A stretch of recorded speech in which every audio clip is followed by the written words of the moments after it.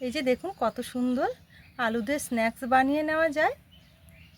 এক থেকে দুটো আলু ঘরে থাকলেই কিন্তু আপনারা খাস্তা মুচমুচে এই রেসিপিটা বানিয়ে নিতে পারেন। কচুরি বা সিঙ্গারা তো অনেক খাওয়া হয়েছে, তবে এইভাবে একবার বানিয়ে দেখুন, খেতে দারুণ হয়। কতটা সুন্দর হয়েছে দেখুন, ভেতরটা পুরো খাস্তা আর মুচমুচে, আর ভেতরে পুরে ঠাসা, খেতে দারুণ হয়।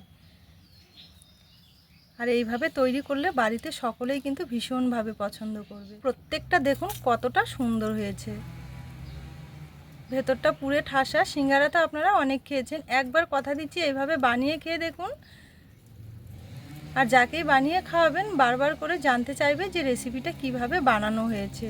খেতে এতটা ভালো হয়।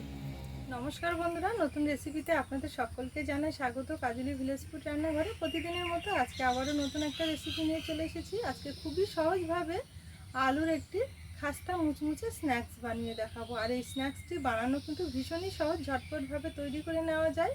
তাহলে চলুন দেখে নেওয়া যাক আজকে রেসিপি। আমার চ্যানেলে নতুন বন্ধু হয়ে থাকলে সবার আগে চ্যানেলটি সাবস্ক্রাইব করে নেবেন, আর যে সকল বন্ধুরা ফেসবুক পেজ থেকে দেখছেন পেজটা অবশ্যই একবার ফলো করুন। স্ন্যাক্সটি বানানোর জন্য সবার প্রথমে একটা ডো মেখে নেব। এবারে এই ছোট বাটি মেপে নিয়ে নেব 1.5 বাটি ময়দা। এবারে এর মধ্যে নিয়ে নেব সামান্য একটু লবণ, আর নেব সামান্য একটু কাঁচা জোয়ান, আর নেব একটুখানি কালো জিরে। এবারে ময়দাটা ময়াম দিয়ে নেব, তার জন্য 2 চামচের মতো সাদা তেল নিয়ে নেব। এবারে তেলের সঙ্গে খুব ভালো করে হালকা হাতে ঘষে ঘষে ময়দাটা একটু ভালো করে ময়াম দিয়ে নিতে হবে। আচ্ছা, এখানে ময়াম দেওয়ার জন্য আমি একটুখানি তেল ব্যবহার করেছি। আপনারা তেলের পরিবর্তে ঘি দিয়েও কিন্তু ময়ামটা দিয়ে নিতে পারবেন। আর এখানে আমি ময়দা ব্যবহার করেছি আজকে স্ন্যাক্সটা বানানোর জন্য। আপনারা চাইলে কিন্তু আটা দিয়েও তৈরি করে নিতে পারেন। তবে যাই দিয়েই করে নিন না কেন, অবশ্যই একটু সময় নিয়ে 2 থেকে 3 মিনিট ভালো করে ময়াম দিয়ে নেবেন। এতে করে দেখবেন খাবারগুলো কিন্তু অনেকটাই খাস্তা আর মুচমুচে হবে, খেতেও অনেক বেশি ভালো লাগবে, তার সাথে দেখতেও সুন্দর হবে। আর এখানে ভালো মতো ময়াম দেওয়া হয়ে গেলে এইভাবে মুঠো করে ধরলে দেখবেন এক জায়গায় জড়ো হয়ে যাচ্ছে, তার মানে খুব ভালো মতো কিন্তু ময়ামটা দেওয়া হয়ে গেছে। এবারে এখানে অল্প অল্প করে জল দিয়ে খুব সুন্দর একটা শক্ত টাইপের ডো মেখে নেব। এখানে জলটা কিন্তু আমি রুম টেম্পারেচারে নিয়েছি।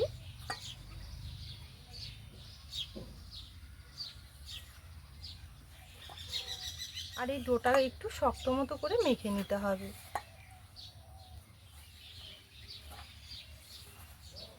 এই যে দেখুন, এই ডোটাকে আমি খুব সুন্দরভাবে একটু শক্ত মতো করে মেখে নিয়েছি, খুব একটা নরম করিনি।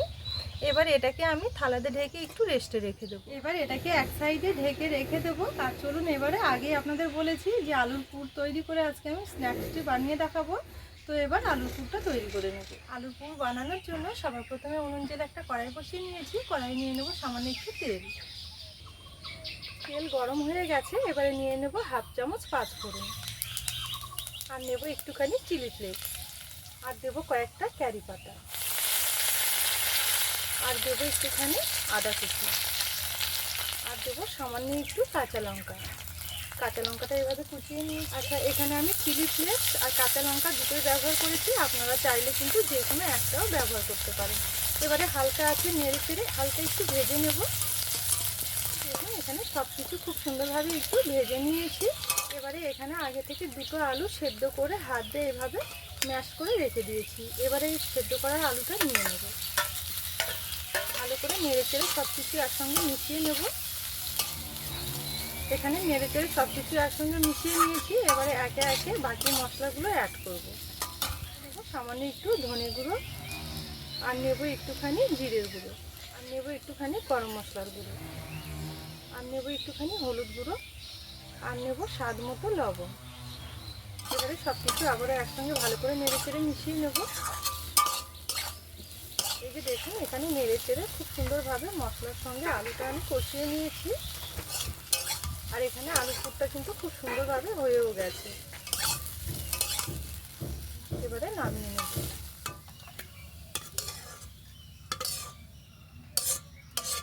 এই যে দেখুন, এখানে পুরটা খুব সুন্দরভাবে রেডি করে নিয়েছি। এবার এটা একটু ঠান্ডা হতে দেব, আর ওইদিকে ময়দার ডোটা আবারও ভালো করে একটু মেখে নেব। ডো মেখে এভাবে রেস্টে রেখে দিলে দেখবেন খুব সুন্দরভাবে কিন্তু ডোটা আগের তুলনায় অনেকটা সফট হয়ে যাবে। আর দেখুন কত সুন্দরভাবে ফোলা ফোলা হয়ে গেছে।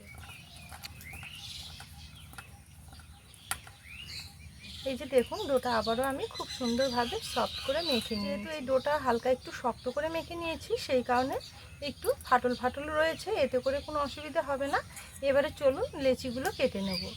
লুচির জন্য যেরকম আমরা লেচিগুলো কেটে নিই তার থেকে একটু বড় হবে। একইভাবে সম্পূর্ণ লেচিগুলো কেটে নেব।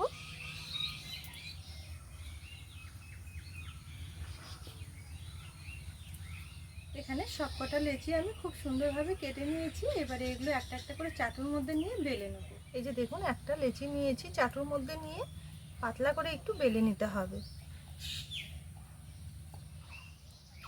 এই যে দেখুন যতটা সম্ভব হয়েছে একটু পাতলা করে বেলে নিয়েছি। এইভাবে একটু পাতলা করে বেলে নিতে হবে। এবারে এই রুটিটার মধ্যে সামান্য একটু ঘি দিয়ে নেব। এটা নেওয়ার পর ভালো করে একটু চারোধারে লাগিয়ে নেব। এবারে যেটা করতে হবে এইভাবে একটু ভাঁজ দিয়ে নেব।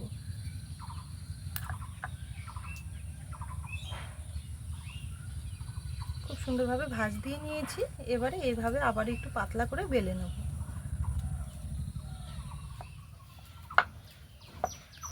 এই যে দেখুন আবার একটু পাতলা করে বেলে নিয়েছি।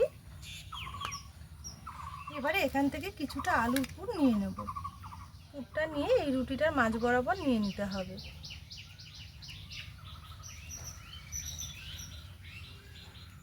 এবারে এইভাবে একটু মুখটা ভালো করে সিল করে নিতে হবে।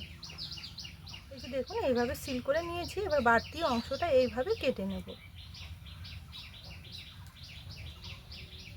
হাত দিয়ে খুব সুন্দরভাবে একটু গোল মতো করে নিতে হবে। এই যে দেখুন এখানে একটা খুব সুন্দরভাবে তৈরি করে নিয়েছি, কোনো রকমের কিন্তু বেলাবেলির ঝামেলা নেই। এইভাবে প্রথমে সবগুলো তৈরি করে নেব।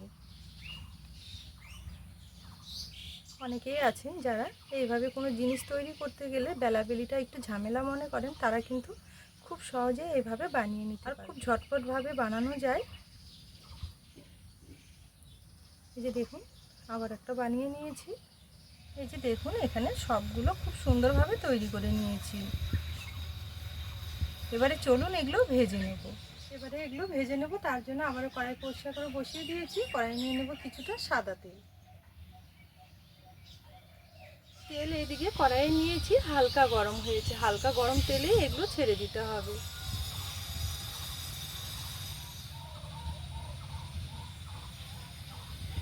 এবারে হালকা আছে কিছুক্ষণ হতে দেব।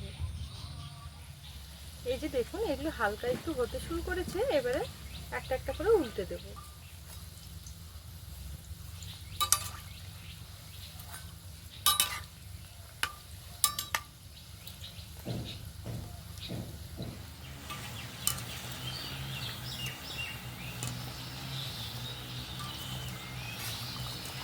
এই যে দেখুন এখানে খুব সুন্দর কালার করে ভেজে নিয়েছে, আর কতটা সুন্দর হয়েছে দেখতে দেখুন।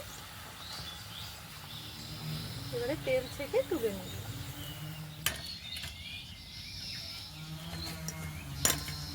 এই যে দেখুন সবগুলো খুব সুন্দরভাবে ভেজে তুলে নিয়েছি।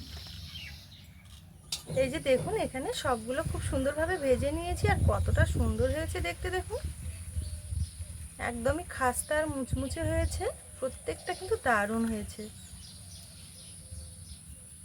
অবশ্যই আপনারাও একবার বাড়িতে ট্রাই করবেন, কথা দিচ্ছি আপনাদের অনেক পছন্দ হবে। তাহলে বন্ধুরা আজকের এই স্ন্যাক্স রেসিপি আপনাদের কেমন লেগেছে অবশ্যই কিন্তু একটা কমেন্ট করে জানাতে ভুলবেন না, আর একবার হলেও অবশ্যই বাড়িতে ট্রাই করবেন, আপনাদের অনেক বেশি পছন্দ হবে। পুরো ভিডিও দেখে যদি রেসিপি ভালো লেগে থাকে তাহলে অবশ্যই আমার চ্যানেলটি ফলো করে আমার পাশে থাকবেন। আজকের জন্য রেসিপি এখানেই শেষ করলাম, আবারও ফিরে আসবো পরের দিন নতুন রেসিপির সাথে।